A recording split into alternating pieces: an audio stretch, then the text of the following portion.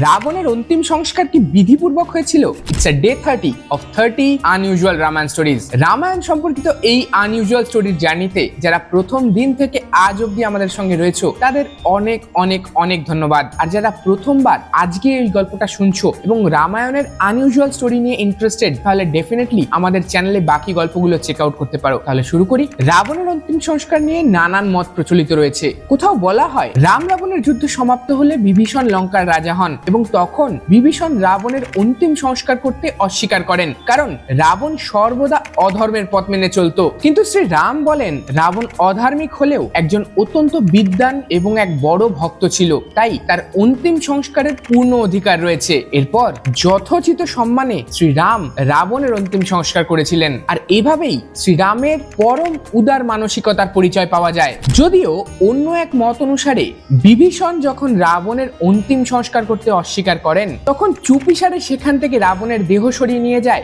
নাগলোকের অধিবাসীরা। তারা প্রথমে এই মৃতদেহ প্রাণ সঞ্চয়ের বহু প্রচেষ্টা করেন, কিন্তু তাতে ব্যর্থ হলে এরপরে তারা রাবণের দেহকে মমি হিসেবে সংরক্ষণ করে রাখেন, যা দেখতে আজও ভিড় জমে শ্রীলঙ্কায়। যদিও এই নিয়ে আরো অনেক মত প্রচলিত রয়েছে, এদের মধ্যে কোন মতটা আপনার অজানা ছিল অবশ্যই কমেন্ট করে জানাতে ভুলবেন না। আর রামায়ণের এই গোটা সিরিজটা কেমন লাগলো আপনাদের কমেন্ট করলে খুব খুশি হব, কারণ আপনাদের এই কমেন্টটাই কিন্তু আমাকে নেক্সট সিরিজটা বানাতে আরো অনেক বেশি ইন্সপায়ার করবে। আর ডেফিনেটলি রামায়ণ, মহাভারত এবং অন্যান্য পুরাণের অনেক গল্প নিয়ে যদি ইন্টারেস্টেড হন তাহলে ডেফিনেটলি অল্প গল্পকে সাবস্ক্রাইব করতে ভুলবেন না। দেখা হচ্ছে নতুন একটা সিরিজ নিয়ে।